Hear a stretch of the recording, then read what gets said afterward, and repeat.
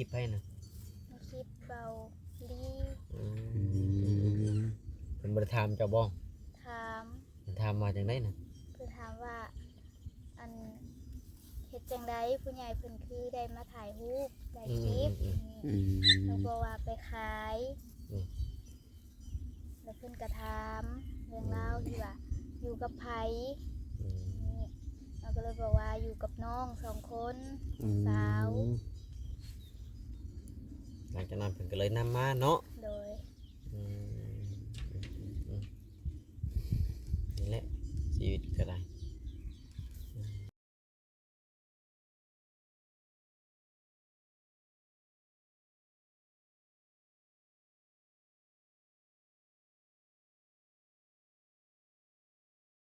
มากินแซ่บบ่กินชมนะโดยแซ่บกินคู่มือบ่คืออิ่มไว้แท้ยันเจ็บท้อง เอาแล้วมานี่เฮ็ดยังไงโอ้หมอนี่ คิดว่าไอ้กล้องบ่แม่นบ่บ่คือหมู่นี่ฮู้จักกันแต่โดนบ่โดยแต่โดนหมู่ไปลิ้นไปเที่ยวนำกันนี่บ่หมู่ไปลิ้นนำกันเนาะบ่ได้ไปเที่ยวเนาะพี่น้องเนาะไปหากินแบบก็ไปกับเพิ่นไปนำกันผู้นี้บ่ไปแย่งหมูแดงตะวันนี่มือก่อนโดยผู้ใหญ่นี่โดยว่าเห็นอ้ายไปหั่นแต่เพิ่นย่างเว้นไปหั่นได้โดยกินไข่มดแดงน้ำกันไปหา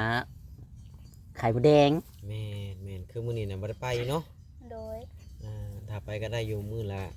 เท่าใดข้าว30 40ก็แล้วแต่เนาะน้องกันแล้วแต่ว่าได้น้อยได้หลายนั่นแหละเอาง่ายๆก็ได้พี่น้องเอ้ยปัจจุบันนี้ทั้งแม่ก็โทรมาอยู่บ่โทรเมื่อคืนนี่ก็โทรมาว่าได้น่ะเพิ่นเห็นบ่ลูกสาวโอ้ในคลิปเห็นในคลิปให้น่ะในคลิปเบาลี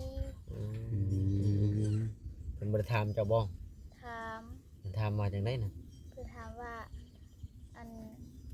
เฮ็ดจังไดผู้ใหญ่เพิ่นคือได้มาถ่ายรูปได้คลิปหนูบอกว่าไปขายแล้วเพิ่นก็ถามเรื่องราวที่ว่าอยู่กับไผนี่เราก็เลยบอกว่าอยู่กับน้อง2 คนสาวหลังจากนั้นเพิ่นก็เลยนำมาเนาะโดยนี่แหละชีวิตก็ได้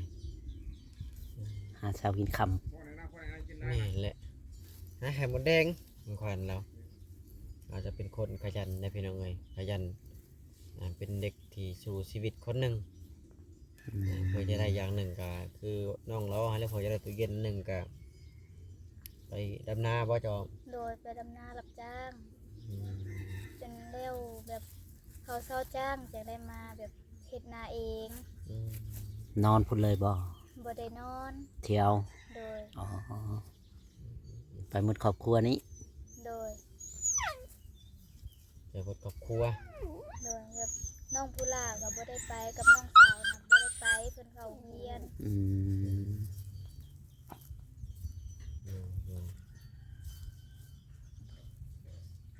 มันยังไม่ได้มีใครมาหาบ่มีใครนะบ่าวตูนเพิ่นออกไปแล้วโดยเพิ่นมาแต่เช้าบ่ค่ะก็มาเมื่อกี้นี้ผ่านกันกับอ้ายมานี่บ่โดยหลังจากที่ทางชุมแม่อ้ายเพิ่นเข้ามามีผู้ใดมาแจ้งข่าวดีหรือบ่ยังบ่ทันมีโดยแต่ว่าทางไปก่อนเนาะโดยทางไปเนาะพี่น้องมันจะทำผู้หลักผู้ใหญ่เพิ่นก็ยังเบิ่งอยู่เนาะบ่จอยแม่นพอเพิ่นก็เบิ่งก่อนได้เผื่อเพิ่นสิซอยคนหนึงก็ได้เพิ่นก็เพิ่นท่าทางของเฮาได้ว่าง่ายกันเนาะแม่นคือน้องเพิ่นนี่ก็ดูมันขยันเนาะดุยอมรับได้ว่าดุปกติเด็กน้อยอายุ17 ปีเพิ่นว่ามันยังบ่จักความแม่นยกตัวอย่างเนาะพี่น้องคือน้องอเบยนี่แหละว่ายังน้อยปัดบ่ได้น้อยเลยซั่นเนาะบ่จอยจนได้เมียอะไรก็ว่าน้อยแม่นแต่ว่าบ่จักความอายุก็10กว่าปี16 17ก็ซ้ำๆน้องเพิ่นนี่แหละอันนี้ก็ยกตัวอย่างเนาะพี่น้องบ่ได้แม่นว่าที่เรายกตัวอย่างเปรียบเทียบเนาะเปรียบเทียบคำเปรียบเทียบพ เพราะว่าคนแต่ละคนมันก็บ่คือกันนั่นแหละว่าง่ายๆก็ได้ แม่น บางคนก็อายุชำนี้ก็ยังบ่เฮ็ดหยังก็มีเนาะ ยังบ่จักแนวเฮ็ดแนวหาก็มี แต่ว่านี่ฮู้จักอยากได้อยากมี หาอยู่หากินเฮ็ดเวียกเฮ็ดอันนั้นเนาะซอยพ่อซอยแม่ถือว่าเป็นคนขยัน คือตอนนี้ก็น้องเป็นชาวลักเนาะ โดย เบิ่งเฮือนเบิ่งซาน เป็นทั้งพ่อเป็นทั้งแม่ เบิ่งข้าวน้ำให้น้องไปโรงเรียน โดย แต่ว่าบ่แม่นมาช่องเทื่ออะไรยังบ่ได้เห็นดอกน้องอ้อเพิ่นเนาะพี่น้องก็บ่ฮู้ว่าหน้าตาเป็นไดเห็นแต่ในคลิป เพิ่นไปโรงเรียนแบบเทามากับแบบตอนเที่ยงเพิ่นก็บ่ได้มาเพิ่นทามาอันตอนแรง ซ้ำบ่กับน้องคนนั้นน่ะ บ่ซ้ ซ้ำคน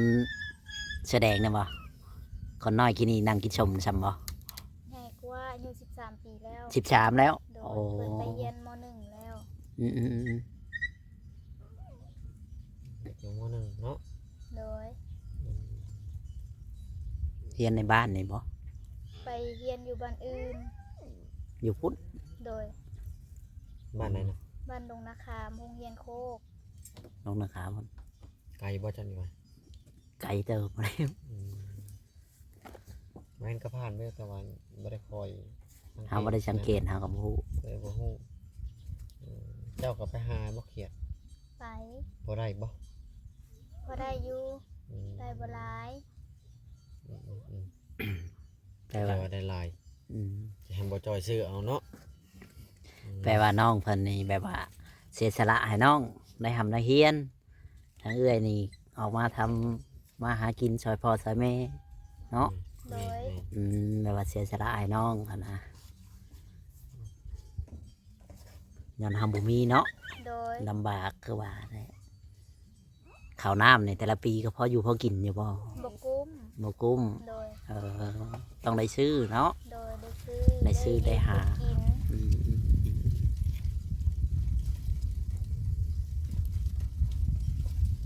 ม เป็นหลายเนาะ โดยน่าสิไปให้ อ๋อ แต่สิแต่แห่งบ่จอยมันก็เลยกุ้มนั่นแหละว่าง่ายๆก็ได้ แม่นแม่น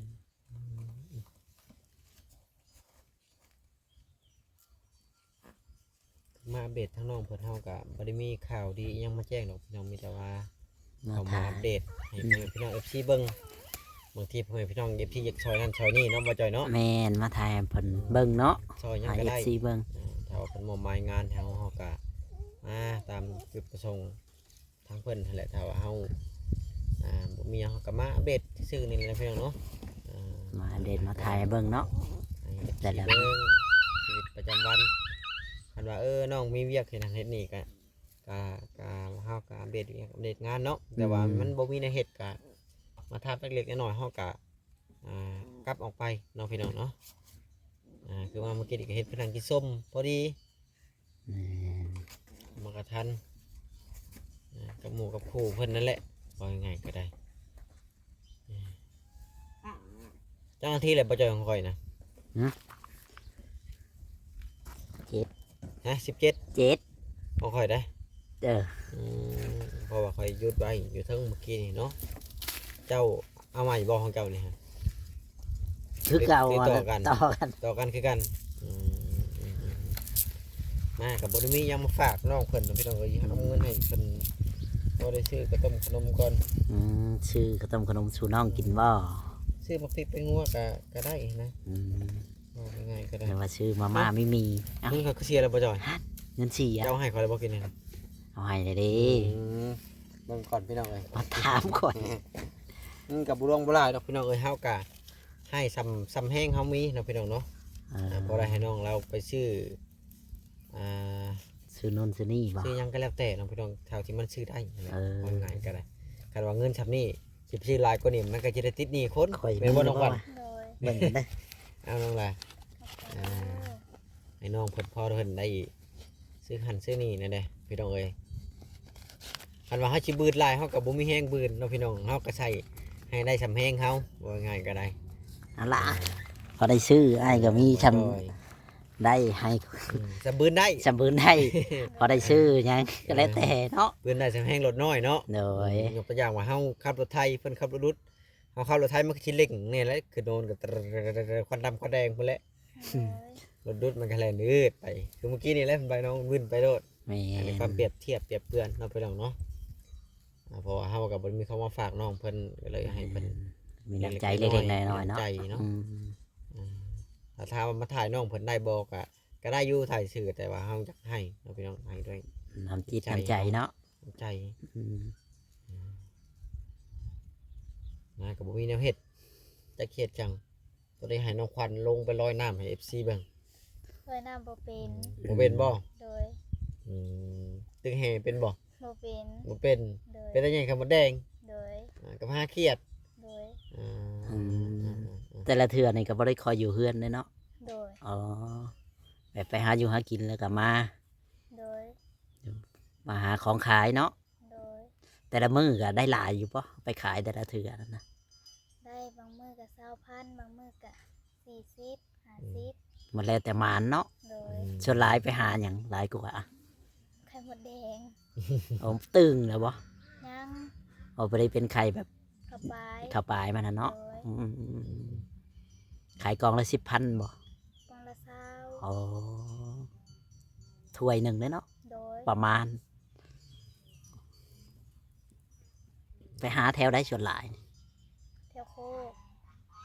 ก ย่างแต่นี่ไก่บ่ ไก่ ประมาณจากลัก คิดว่า บ่ฮู้ โอ้เต้ ไปตลอดเนาะ โดย อืม ไปจนเท่ามันได้พอน้องไปแต่เช้า บ่เจ็บบ่หมดกัดเลย เจ็บ ต้องอดทนอะไรเนาะ โดย กันบ่หาก็บ่ได้กิน เป็นบาดนะ อ๋อคันบ่สู้ก็บ่ได้กินแม่นคนน้องเพิ่นต้องขยัน แม่นแหละมาแล้วกินไก่บ่มือก่อนกินไก่นะมาหน่อยมันกินไก่ หากินไก่ เจ็บปากพี่น้องปากแตกหนาวแห้งปากแตก อืมน่าแหงเนาะ คอยจบคลิปเลยบ่จอย คือสิจบคลิปคือกันนั่นแหล้ว เอาพี่น้องเอ้ยสำหรับคลิปนี้ก็บ่มีหยังหลายเด้อมื้อนี้ก็ มาเยี่ยมมายามน้องเพิ่นเนาะ ได้มีโอกาส อืม มาแวะมาเวียนน้องควันมาแวะมาเยี่ยมน้องควันน้องพี่น้อง แม่น เว้าผิด มาแวะมาเยี่ยมน้องควันอีกเป็นรอบที่สองเนาะพี่น้องเนาะ คอยมาครั้งแรก เป็นจังไดก็ฝากพ่อแม่พี่น้อง FC เปิดสู่คนฝากเขาไปกดติดตามบ่าวเอ็นกับบ่าวจอยนี่เด้อพี่น้องเพื่อเป็นกำลังใจให้บ่าวเอ็นกับบ่าวจอยนี่แหละปัจจุบันนี่ก็โอ้หนักหนาสาหัสพอสมควรก็บ่ฮู้ว่าสิรอดหรือว่าสิล่วง อย่าล่วงไหลกว่าได้นี่ คิดว่าอย่าล่วง เพราะว่ายามนี่ก็ฮ้อนยามดูใบไม้หล่นเด้มันจะล่วงเลยพี่น้องหลายกว่าเนาะ เอ้ากระทั่นกับคลิปหน้าจะพอกันเด้อพี่น้อง สบายดีล่ะ ดี เน สบายดีเด้อ อะ ที่บ่าวจอย เนอะ ไปก่อนพี่น้องบ๊ายบาย